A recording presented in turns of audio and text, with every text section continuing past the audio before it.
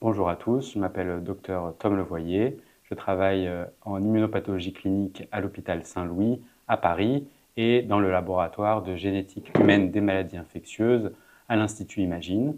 Et aujourd'hui, nous allons parler des défauts monogéniques de la voie NF-κB. Le plan que nous allons suivre est le suivant, un cours introduction sur l'immunité NF-κB, puis nous parlerons des défauts monogéniques qui touchent la voie canonique NF-κB et en deuxième partie, des défauts monogéniques qui touchent la voie alternative NF-κB et puis nous conclurons. Les facteurs de transcription NF-κB jouent un rôle clé comme régulateur de gènes, de fonctions transcriptionnelles de gènes impliqués dans des fonctions aussi essentielles que la prolifération, la survie cellulaire et dans l'immunité. Notamment, ils sont impliqués dans l'immunité adaptative et l'immunité innée, à la fois dépendante des cellules hématopoïétiques ou des cellules stromales. Il existe deux différentes voies NF-κB, celle qu'on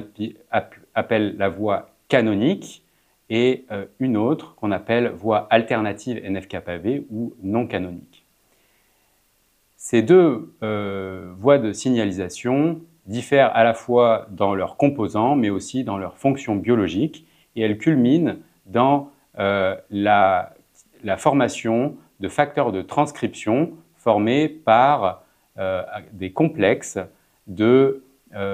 dimères NF-κB parmi les 5 qui existent, REL-A, REL-B, CREL qui est codé par le gène REL,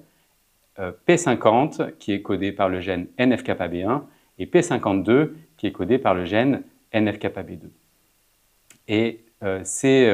dimères vont participer à la transcription de gènes cibles essentiels dans l'immunité humaine. Les deux voies de signalisation NF-κB sont finement régulées. Lorsque les récepteurs d'amont sont activés par des stimuli spécifiques, des kinases localisées dans le cytoplasme vont former des multimères qui sont formés pour la voie canonique de NEMO, qu'on appelle aussi IKK-gamma, IKK-alpha et IKK-bêta, sous forme d'un trimère. Pour la voie alternative, de IKK-alpha et de NIC. Ces kinases, lorsqu'elles vont être activées, vont phosphoryler des inhibiteurs d'aval qu'on appelle IKB pour Inhibitor of kappa-B, qui sont les IKB classiques comme IKB alpha pour la voie canonique, mais aussi de deux autres inhibiteurs qu'on appelle IKB-zome, P105 ou IKB gamma, qui est l'extrémité C-terminale de la protéine précurseur de NF-κB1, et IKB delta pour P100, codé par NF-κB2. Lorsque la voie de signalisation est activée, ces deux inhibiteurs IKB delta et IKB gamma vont être dégradés dans le protéasome et donner naissance à deux nouvelles sous-unités transcriptionnelles, P50 et P52 respectivement. Au total, il existe 5 monomères NF-κB, REL-A, CREL, P50, REL-B et P52, qui vont à leur tour former des dimères, soit à la forme de homodimères, soit d'hétérodimères, et qui vont entraîner une variabilité de combinaisons respectives pour un total d'environ 15 différentes sous-unités. Et chacune de ces complexes hétérodimériques vont se lier sur des sites kappa-B qui sont des régions localisées dans les promoteurs ou les régions régulatrices des gènes cibles pour pouvoir contrôler leur activité transcriptionnelle. En ce qui concerne la voie canonique, le dimère majoritaire est l'hétérodimère P50 REL-A, et en ce qui concerne la voie alternative NF-κB, il s'agit de P52 REL-B. Parfois, les hétérodimères ou homodimères peuvent agir comme répresseurs transcriptionnels, comme c'est le cas pour les homodimères P52 ou les homodimères P50. L'étude des défauts monogéniques de NF-κB ont permis de comprendre le rôle essentiel de chacun de ces sous-unités dans l'immunité humaine. Notamment, ils ont permis d'identifier quels étaient les mécanismes régulateurs de ces voies immunologiques et ont ouvert des perspectives thérapeutiques avec une application large comme dans les maladies auto-immunes et les cancers. Il existe à ce jour 19 déficits génétiques des composants essentiels de ces deux voies NF-κB causés par des mutations germinales délétères dans 10 différents gènes. Ces défauts monogéniques peuvent être causés par un mécanisme de transmission autosomique dominant, autosomique récessif ou lié à l'X, causés par des mutations délétères qui peuvent être soit perte de fonction, soit gain de fonction, et responsables d'une grande diversité de phénotypes allant du déficit immunitaire, d'une part sévère sous forme de déficit immunitaire combiné sévère ou SCID, jusqu'au déficit en sous-classe isolée en passant par le déficit immunitaire combiné ou KID et le déficit immunitaire commun variable ou DICV, et parfois étant asymptomatique avec une pénétrance incomplète. S'associent aussi souvent des manifestations au-delà du déficit immunitaire comme l'auto-immunité, l'inflammation, des défauts développementaux et parfois cancer. Le premier groupe de maladies monogéniques dont on va parler est à propos des déficits monogéniques de la voie canonique NF-κB. La voie canonique NF-κB est une voie qui est impliquée dans pratiquement tous les sous-types cellulaires. Elle est activée d'une manière rapide et par un grand nombre d'activateurs, que ce soit des cytokines pro-inflammatoires, l'activation des toll-like récepteurs ou TLR, du récepteur des lymphocytes B ou T, BCR ou TCR. L'activation de cette voie canonique va entraîner une régulation transcriptionnelle d'un grand nombre de transcrits différents, impliqués notamment dans l'immunité innée ou adaptative, notamment la production de cytokines pro-inflammatoires, les mécanismes d'apoptose, d'adhésion, de molécules d'adhésion et de prolifération des lymphocytes T ou B. Les défauts de cette voie canonique touchent différents composants, notamment NEMO, IKKB-alpha, IKKB-bêta, CREL, RELA et NF-κB1, et nous allons les voir en détail. Le premier défaut monogénique de la voie canonique décrit est le défaut en NEMO. NEMO est codé par un gène qui s'appelle IKBKG, localisé sur le chromosome X. NEMO est impliqué dans l'immunité à la fois adaptative et innée et qui contrôle la signalisation via les cytokines pro-inflammatoires, un grand nombre de récepteurs des TNF et le BCR et le TCR. Les mutations germinales délétères de IKBKG sont responsables de 3 différents syndromes. Le premier est le défaut lié à l'X dominant qu'on appelle incontinentia pigmenti, qui est retrouvé chez des femmes hétérozygotes d'un allèle perte de fonction de IKBKG et donc responsable d'incontinentia pigmenti. Ce syndrome n'existe pas chez les garçons puisqu'il est létal in utero au cours du 2e semestre. Le deuxième syndrome est celui du déficit immunitaire qui est associé à un défaut récessif lié à l'X chez les garçons qui sont porteurs d'un allèle hypomorphe hémizygote de IKBKG et va être responsable de 4 formes de déficit immunitaire. Le déficit immunitaire lié à une dysplasie ectodermique avec anhydrose, qu'on appelle EDA-ID, parfois associé à une ostéopétrose ou un lymphœdème, ou un déficit immunitaire sans dysplasie ectodermique, ou un syndrome de susceptibilité mendélienne aux infections mycobactériennes qui prédispose sélectivement aux infections mycobactériennes peu virulentes comme le BCG ou les mycobactéries environnementales. Et le troisième syndrome, plus récemment décrit, qu'on appelle NDAS pour Nemo-Deleted Exon 5 Autoinflammatory Syndrome, qui est causé par des mutations germinales hétérozygotes chez les femmes ou hémizygotes chez les hommes, responsables d'un épissage anormal entraînant un saut de l'exon 5 et responsable d'un syndrome auto-inflammatoire. Sur le plan génétique, les variants perte de fonction responsables d'incontinencia pigmenti sont la plupart du temps des délétions qui emportent l'exon 4 à l'exon 6. Les variants responsables du phénotype EDA-ID peuvent être des variants faux sens ou non-sens tout le long de la protéine NEMO, et les variants responsables du phénotype NDAS sont des variants d'épissage, la plupart du temps localisés au niveau de l'intron 4. Sur le plan clinique, il existe une grande hétérogénéité qui reflète l'hétérogénéité allélique et cellulaire. Les femmes avec incontinencia pigmenti ont toutes des manifestations inflammatoires au niveau de la peau, avec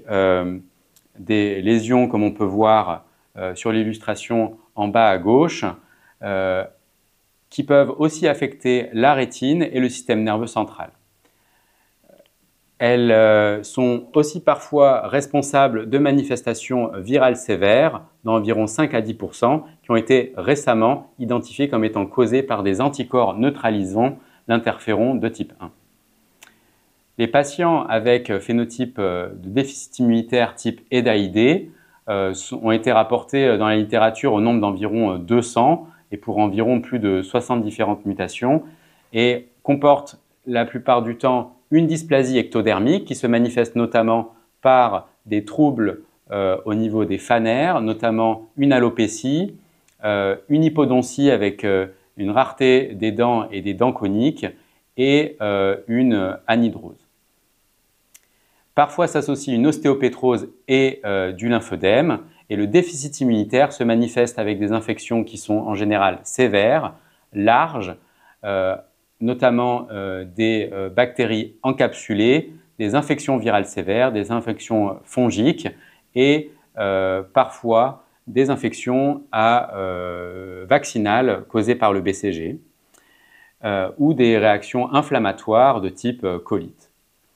Sur le plan immunologique, il existe en général un défaut à la fois B et T en termes d'activation, manifesté sous forme d'une hypogammaglobulinémie avec un défaut de réponse vaccinale et un défaut de réponse des TLR, de récepteurs de l'IL1, du TCR et du BCR, même si la répartition des lymphocytes T est globalement normale. Le phénotype NDAS, plus récemment rapporté, est retrouvé chez des garçons ou des filles avec un phénotype auto-inflammatoire qui se manifeste sous forme de fièvre récurrente, de tableaux de paniculite histiocytaire, d'hépatite granulomateuse, d'uvéite, parfois associée d'ulcères oraux avec une hépatosplénomégalie et la plupart du temps associée à une signature interféron positive. Sur le plan thérapeutique, les femmes IP avec des auto-anticorps anti-interférons doivent être vaccinées et protégées des infections virales potentielles et on doit éviter les injections de vaccins vivants, notamment la fièvre jaune, pour éviter des réactions associées. Le déficit immunitaire EDA-ID se traite lorsqu'il est sévère par greffe de cellules souches, avec supplémentation en immunoglobuline, antibprophylaxie et dans les cas de colite par anti-TNF puisque cette atteinte est rarement contrôlée par la greffe de souche. de cellules souches. Le phénotype NDAS, et lui, répond généralement aux anti-TNF avec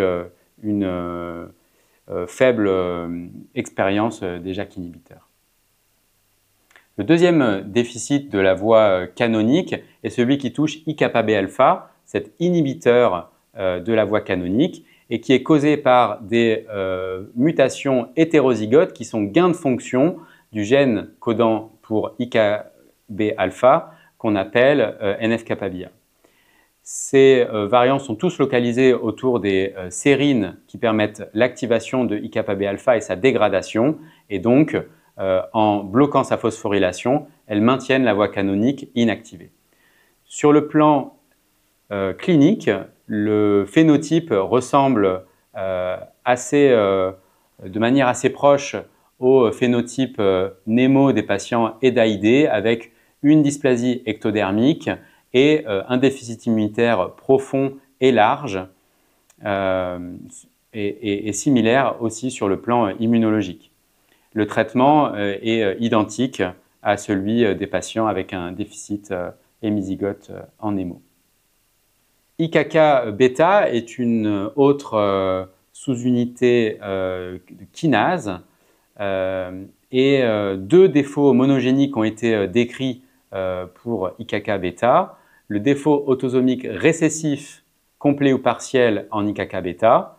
qui lui est responsable d'un phénotype de type SCID ou KID avec un début assez précoce entre l'âge de 1 et 6 mois et qui est causé par des mutations homozygotes, perte de fonction de IkB-KB. Le deuxième syndrome est celui causé par un défaut gain de fonction, des mutations gain de fonction de IkB-KB avec un âge de début plus variable qui peut être précoce mais parfois aussi à l'âge adulte avec un phénotype de déficit immunitaire combiné. Sur le plan clinique, le défaut complet ou partiel en IkB-KB est responsable d'un déficit immunitaire aussi large et profond, à la fois avec une susceptibilité aux bactéries pyogènes, virales, fongiques et parfois mycobactéries atypiques, sans dysplasie ectodermique ni lymphœdème ou ostéopétrose à la différence des patients NEMO et qui se manifeste avec un déficit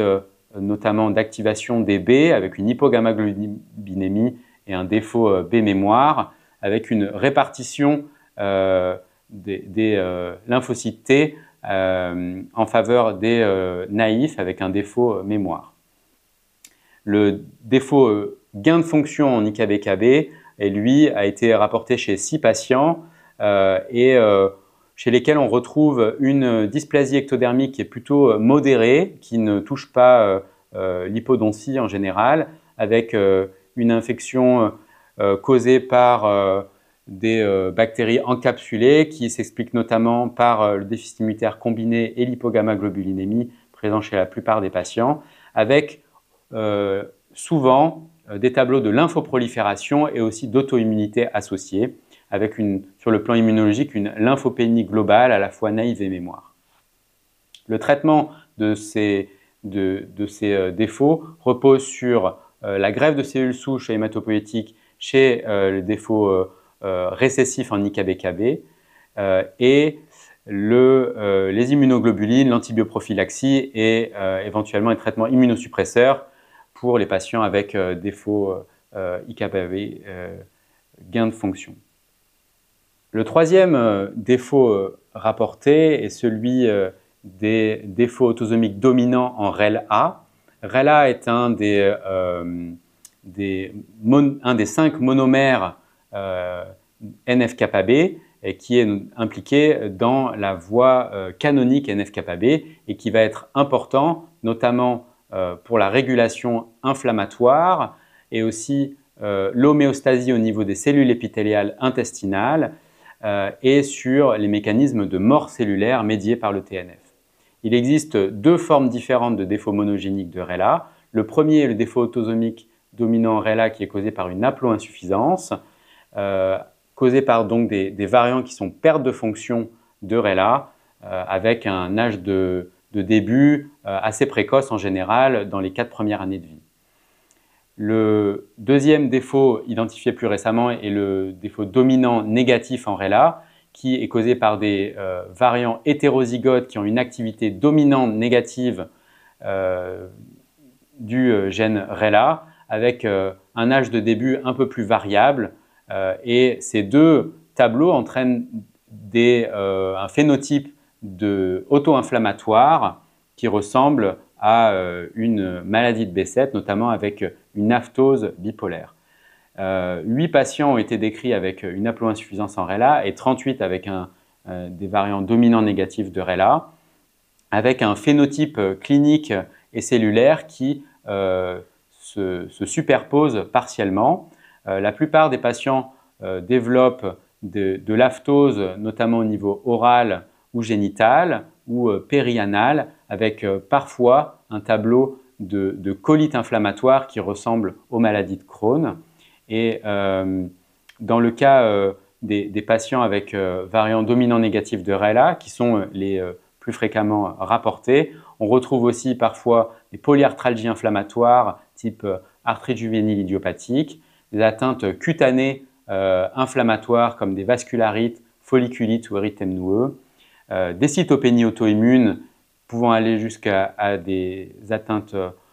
auto-immunes systémiques plus sévères comme des lupus systémiques et des tableaux de lymphoprolifération avec des adénopathies ou des splénomégalies. Sur le plan immunologique, on retrouve en général une absence de défaut humoral dans ce déficit, avec une répartition des lymphocytes B et T relativement préservée et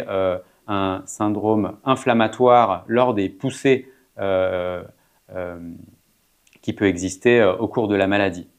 Sur le plan génétique, les variants responsables d'une haploïnsuffisance en RELA sont localisés dans l'extrémité N-terminale de RELA, le domaine RHD, qui sont des variants qui vont être faux-sens, alors que les variants dominants négatifs vont être localisés au niveau de l'extrémité C-terminale dans la région de transactivation de RELA et qui vont aussi être des domaines faux-sens rapportés jusqu'à présent. Sur le plan thérapeutique, le traitement repose sur une corticothérapie, la colchicine avec un taux de réponse dans plus de la moitié des cas et principalement sur les anti-TNF comme l'étanercept pour contrôler les manifestations à type d'ulcère ou de colite inflammatoire. Le défaut autosomique dominant NF-κB1 a été décrit il y a environ une dizaine d'années et c'est un déficit monogénique qui est un des plus fréquemment rapportés, notamment en Europe, puisqu'il est responsable d'environ 5% des phénotypes de DICV étiquetés sur le plan génétique. L'âge de début de ces patients est très variable, avec une médiane aux alentours de 12 ans, mais fréquemment un début des premiers symptômes dans l'enfance, avec un tableau qui peut être sporadique ou familial. Les manifestations cliniques sont principalement un déficit humoral, avec un déficit de production d'anticorps, typiquement un tableau de DICV, mais qui a une certaine hétérogénéité pouvant aller jusqu'au défaut isolé en sous-classe d'immunoglobulines et responsable d'infections respiratoires bactériennes récurrentes. S'associe aussi dans la moitié des cas une auto-immunité qui est principalement des cytopénies auto-immunes et parfois l'entéropathie auto-immune. De la lymphoprolifération aussi dans la moitié des cas avec souvent une splénomégalie, parfois des adénopathies qui peut aussi se manifester au niveau pulmonaire sous forme d'une glide avec du granulome ou de l'infiltration lymphocytaire ou au niveau hépatique avec des localisations de maladies veineuses portosinoïsoïdales type HNR. Plus rarement des phénotypes d'auto-inflammation à type d'inflammation stérile cutanée comme des pyoderma gangrénosomes, des fascites nécrosantes ou des des ulcérations afteuses qui ressemblent au B7 et parfois des cancers comme des lymphomes B. Au total, il existe une pénétrance incomplète du phénotype clinique et du phénotype immunologique qui est retrouvée environ dans 80% des cas, en tout cas pour ce qui est de la pénétrance clinique. Il existe une grande hétérogénéité, y compris pour les mêmes mutations et y compris au sein d'une même famille. Sur le plan immunologique, on retrouve dans à peu près la moitié des cas un défaut quantitatif en lymphocyte B avec un défaut assez prononcé en B mémoire et un excès de lymphocyte B CD21 low. La plupart des patients ont un défaut de réponse T dépendant ou T indépendant post-vaccinal et un défaut de prolifération in vitro. Sur le plan thérapeutique, le traitement repose principalement sur la substitution en immunoglobuline, l'antibioprophylaxie, la vaccination et le recours aux anti-TNF en cas de manifestations lymphoprolifératives ou de colite inflammatoire et de traitements immunosuppresseurs comme le rituximab en cas de maladie lymphoproliférative ou de manifestations auto-immunes. Le mécanisme de dominance du défaut en NF-κB1 a été récemment élucidé en analysant de manière systématique sur le plan fonctionnel, in vitro, l'ensemble des variants qui avaient été rapportés chez les patients avec un phénotype compatible de déficit tumoral et dans l'ensemble des variants qui étaient présents dans la population générale. Et en utilisant un test fonctionnel pour tester spécifiquement l'activité transcriptionnelle dépendante de NF-κB1, ce qui a été retrouvé, c'est d'une part que la plupart des variants délétères de NF-κB1 sont des variants faux sens ou non sens qui sont quasiment tous localisés dans l'extrémité N-terminale transcriptionnelle de NF-κB1 au niveau de la sous-unité P50, que ces variants délétères agissaient par haploinsuffisance et pas par dominance négative, et enfin qu'il était important de tester sur le plan fonctionnel les variants retrouvés chez les patients avec un déficit immunitaire, même en cas de phénotype clinique compatible, puisque, y compris des variants prédits perte de fonction, soit par les algorithmes, soit parce qu'ils entraînent l'expression d'une protéine tronquée, pouvaient être neutres en termes fonctionnels et avec une imputabilité sur le phénotype clinique incertain. La deuxième partie concerne les défauts monogéniques de la voie alternative NF-κB. La voie alternative NF-κB concerne un sous-type cellulaire restreint, notamment pour ce qui est des cellules hématopoïétiques, il s'agit des lymphocytes B et des ostéoclastes. Et cette voie alternative NF-κB est importante dans les cellules stromales en particulier. Elle est activée par un nombre restreint d'activateurs, notamment BAF, lymphocytes bêta, RANK ligand et CD40. Et c'est une voie de signalisation qui est inductible lorsque ces stimuli se fixent à leur récepteur spécifique, à la différence de la voie canonique qui est activée de manière constitutive. Cette voie de signalisation est d'activation lente et soutenue dans le temps,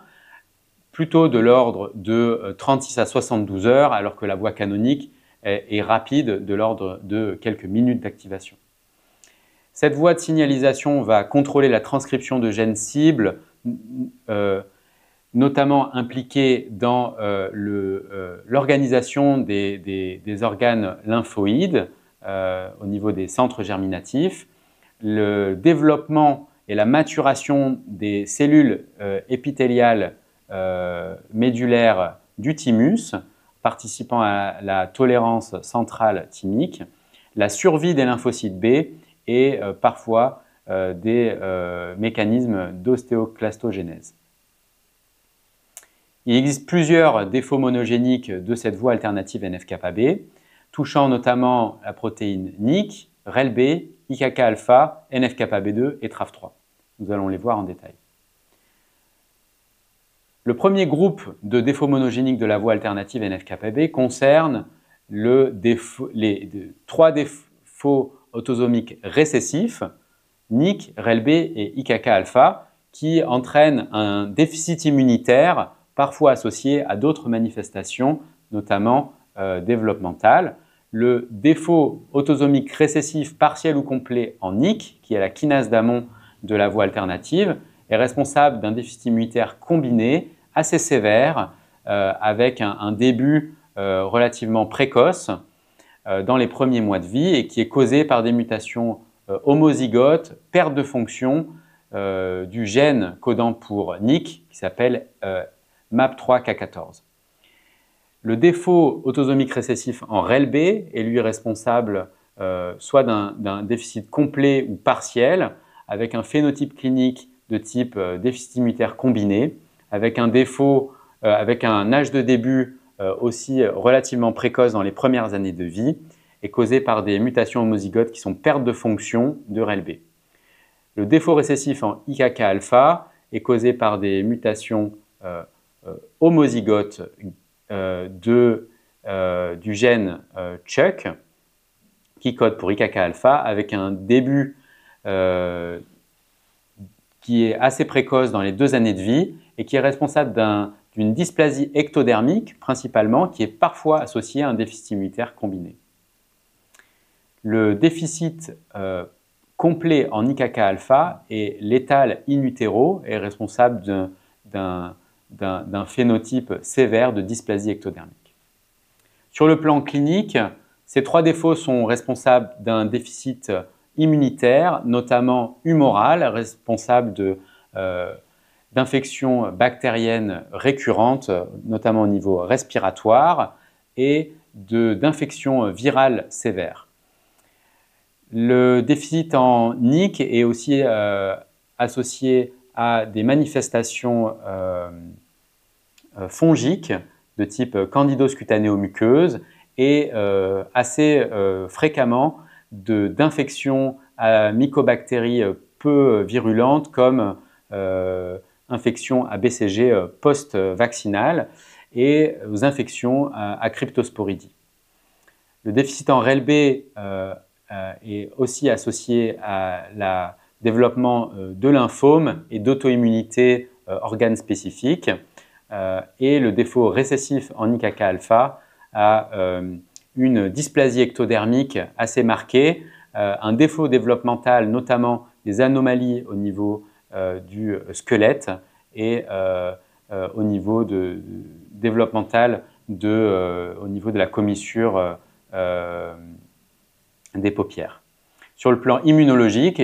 tous ces 3 défauts se manifestent par un déficit humoral avec une hypogammaglobulinémie, une hypo-IgA, une hypo-IgM avec un défaut de réponse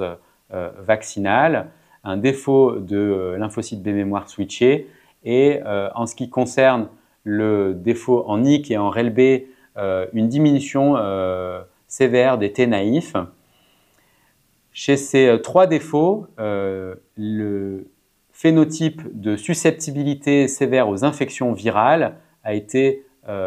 plus récemment identifié comme étant causé par des auto-anticorps qui neutralisent les interférons de type 1. Sur le plan thérapeutique, le traitement repose par la greffe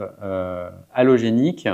de cellules souches pour ces 3 défauts, notamment sur les formes les plus sévères en cas de déficit complet,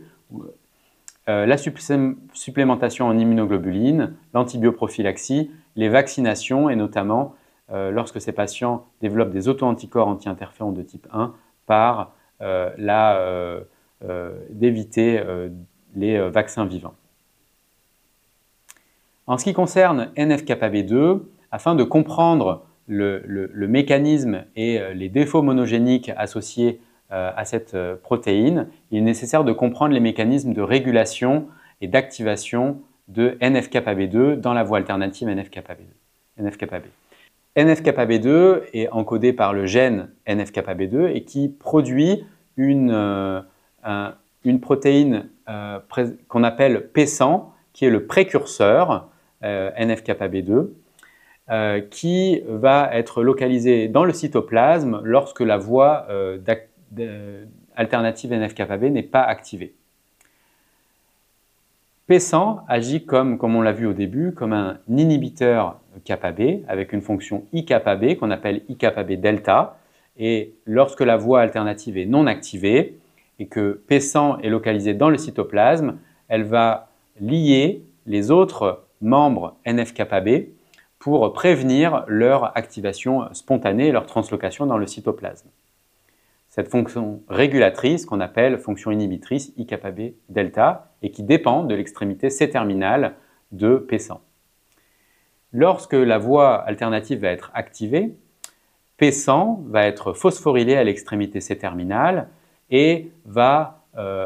être dégradé. L'extrémité C-terminale de P100 va être dégradée dans le protéasome pour donner naissance à P52 qui est la sous-unité transcriptionnellement active qui va ensuite s'hétérodimériser avec RELB et pour agir comme un facteur de transcription afin de réguler transcriptionnellement les gènes cibles. Il existe 3 différents groupes de défauts monogéniques de NF-κB2. Cette slide illustre l'ensemble des variants qui ont été rapportés comme étant délétères et responsables de défauts monogéniques NF-κB2. Elles existent en 3 différents groupes distincts selon leur localisation sur la protéine NF-κB2. Il existe un premier groupe de variants tronquant la protéine localisée au niveau de l'extrémité N-terminale dans le domaine RHD, situé au niveau de P52 dans la région responsable de l'activité transcriptionnelle d'NF-κB2, ici représenté en orange. Un autre groupe de variants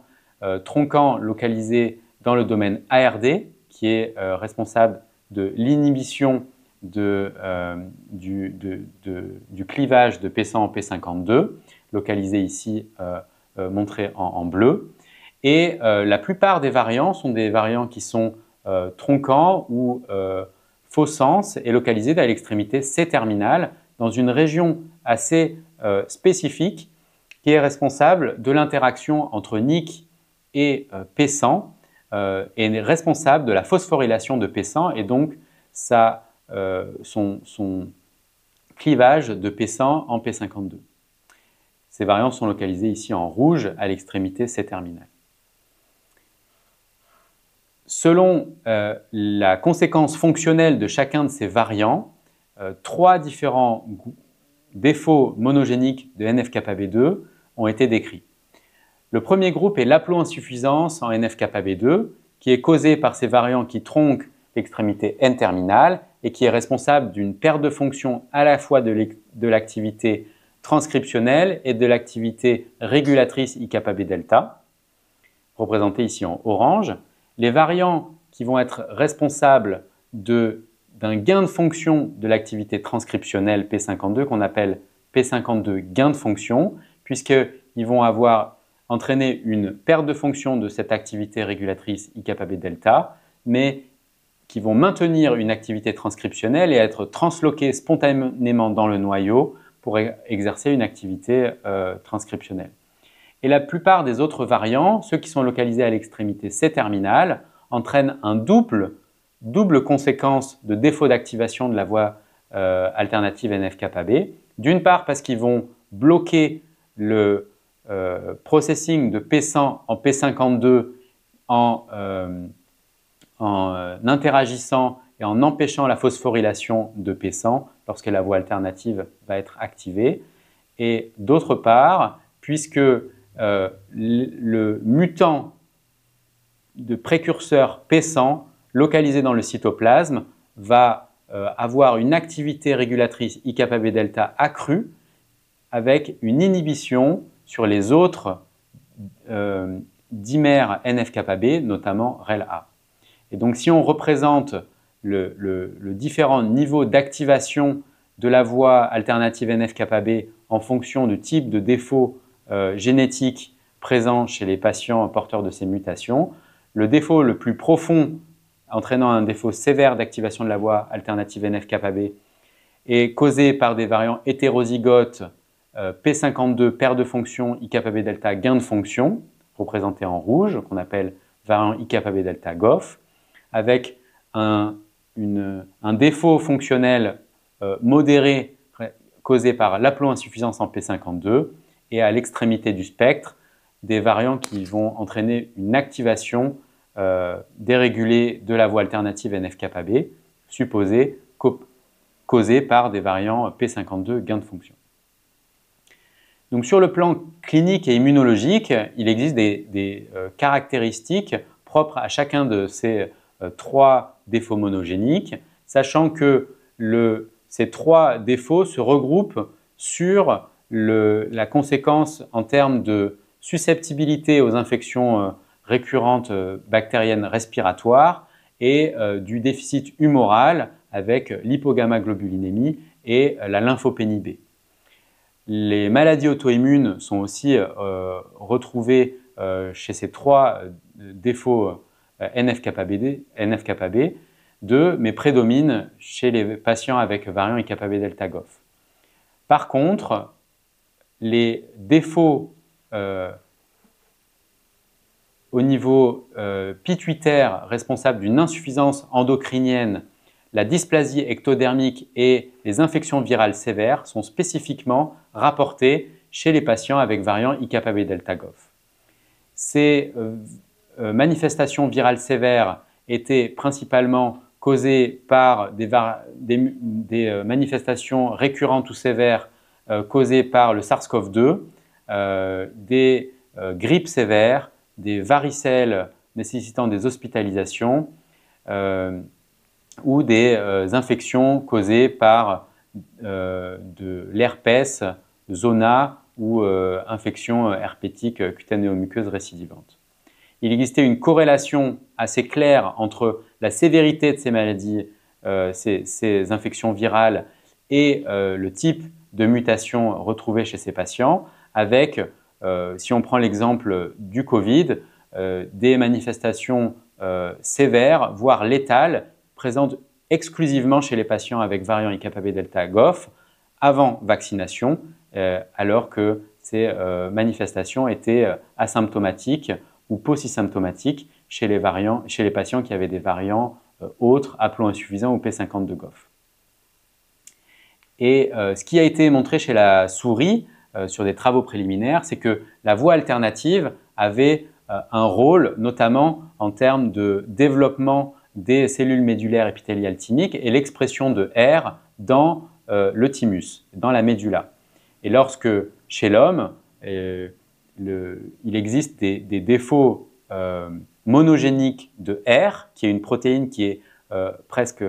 exclusivement exprimée au niveau des cellules médulaires épithéliales thymiques et qui est responsable des mécanismes de tolérance centrale aux antigènes du soi.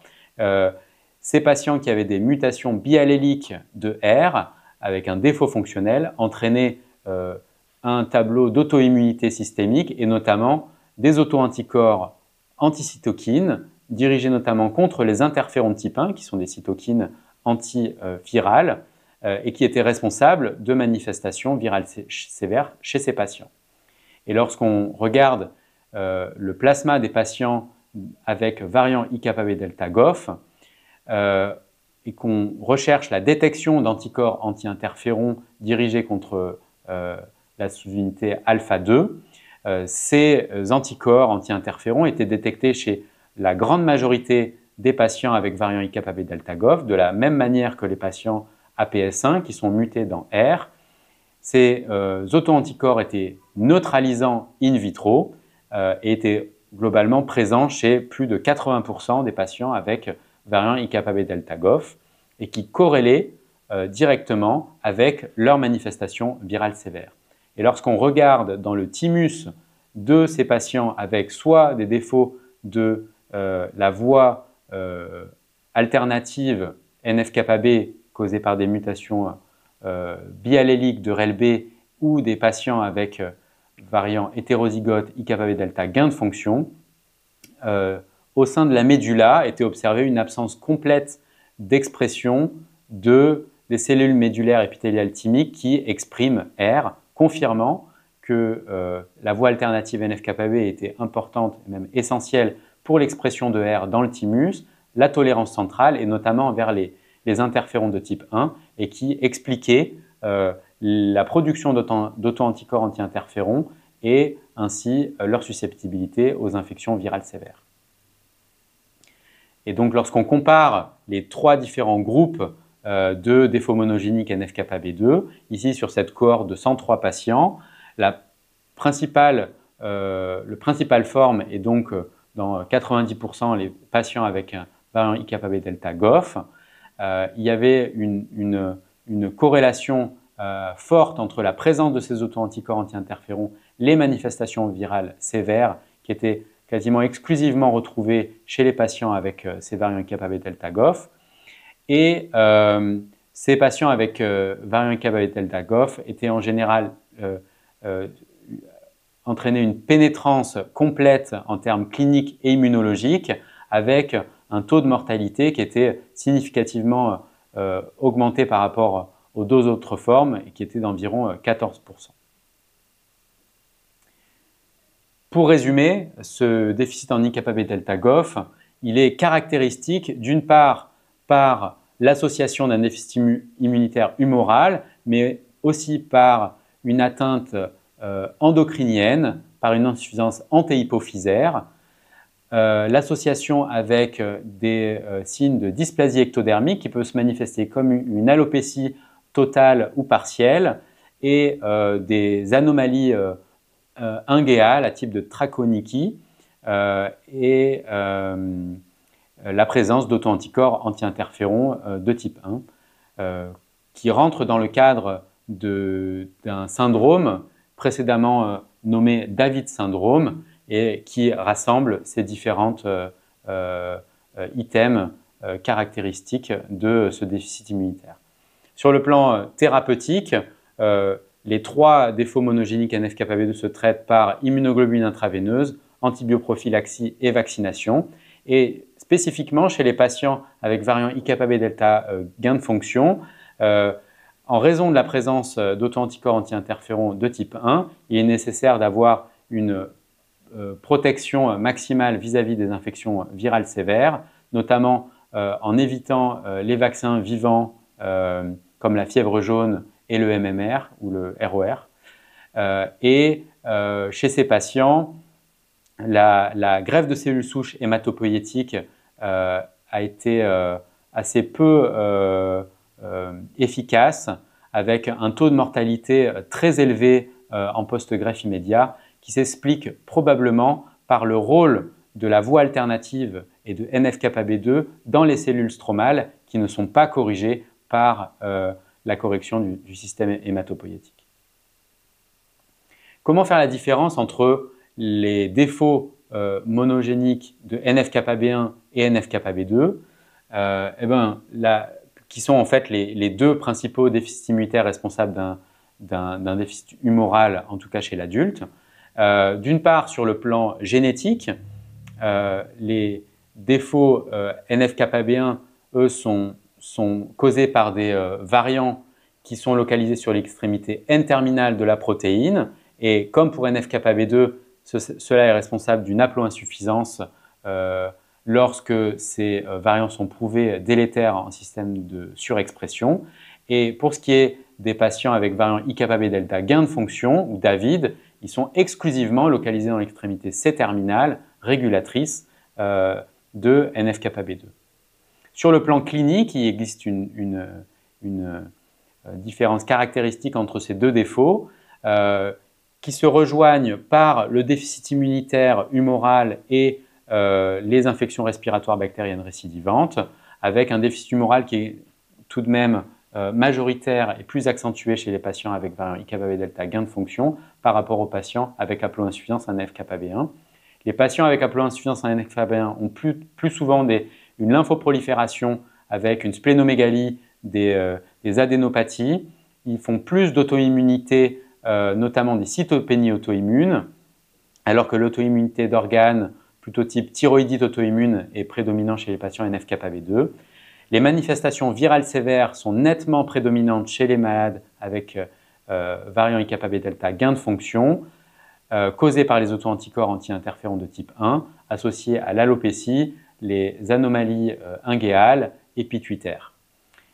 Sur le plan immunologique, les malades avec variant IkB delta gain de fonction ont la plupart du temps un défaut T mémoire avec un excès de CD4 naïf et on peu d'excès de CD21 low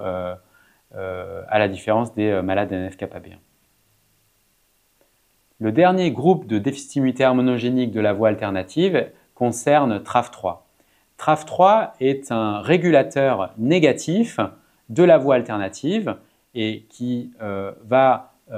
entraîner, lorsque la voie alternative est non activée, une dégradation spontanée de NIC pour éviter l'activation spontanée de cette voie. Il agit comme un frein perpétuel lorsque la voie alternative n'est pas activée. Il existe deux formes de défauts monogéniques de TRAF3. Le premier qui est causé par des défauts dominants négatifs en TRAF3 et qui est causé par des variants hétérozygotes avec une activité dominante négative qui est responsable d'un phénotype clinique avec une susceptibilité infectieuse restreinte, exclusive,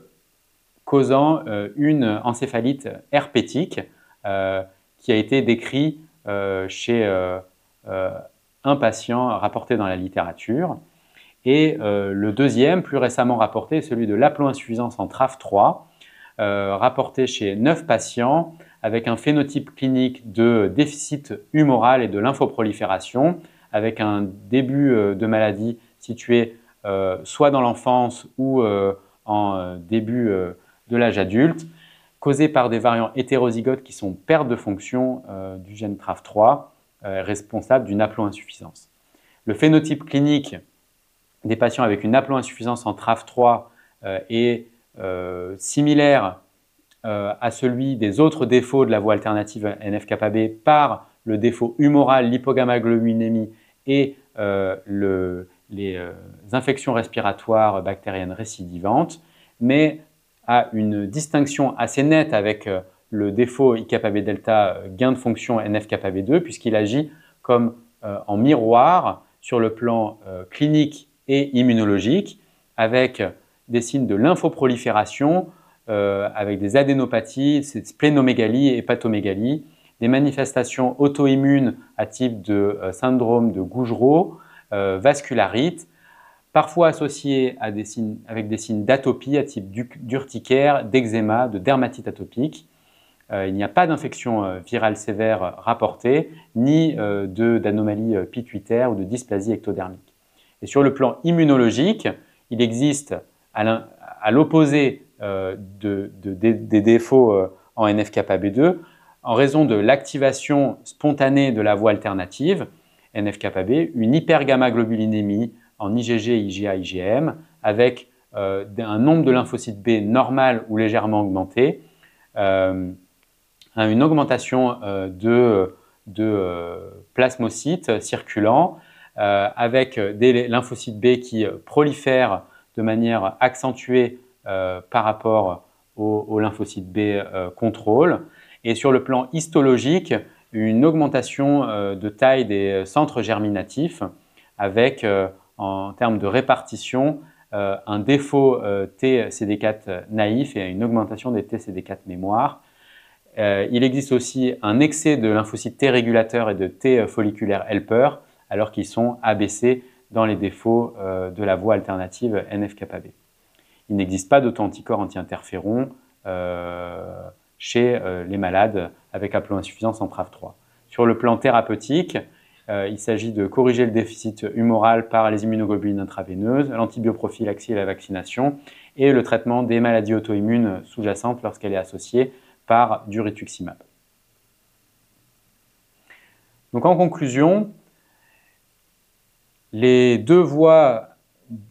alternatives et canoniques NF-κB2 ont des rôles essentiels dans l'immunité adaptative et innée à la fois dans les cellules stromales et dans les cellules hématopoïétiques. L'étude des déficits immunitaires ont permis de révéler, une meilleure compréhension de quels étaient les composants essentiels de ces voies de signalisation dans l'immunité chez l'homme et de comprendre quels étaient les mécanismes d'activation et de régulation de ces voies permettant de développer une compréhension et une application thérapeutique au-delà des déficits immunitaires comme dans l'auto-immunité ou l'oncologie. Cela a montré aussi que les dimères dépendants de la voie alternative ou de la voie canonique étaient tous les deux importants pour la régulation des lymphocytes B et de l'immunité humorale, alors que la voie alternative dépendante de l'hétérodimère P52 et IRLB était particulièrement requis dans l'immunité, notamment au niveau des cellules stromales, dans les centres germinatifs ou dans le thymus et dans le contrôle de la tolérance des interférons de type 1. Le défaut donc des génétiques d'activation de la voie alternative NF-κB entraîne la production d'auto-anticorps anti-interférons qui est responsable des manifestations virales sévères chez les patients de la voie avec mutation dans des gènes de la voie alternative NF-κB en raison d'un défaut de développement des cellules médulaires épithéliales thymiques relié à un défaut de fonction de cette protéine R. Ces travaux ont aussi montré que les auto-anticorps anti-interférons de type 1 pouvaient être utilisés comme biomarqueurs diagnostiques pour les défauts de la voie alternative NF-κB, au-delà d'un marqueur prédictif de leur susceptibilité aux infections virales sévères. Je vous remercie de votre attention et reste disponible pour toute discussion complémentaire à propos de patients avec défaut de la voie alternative ou canonique NF-κB et leur caractérisation.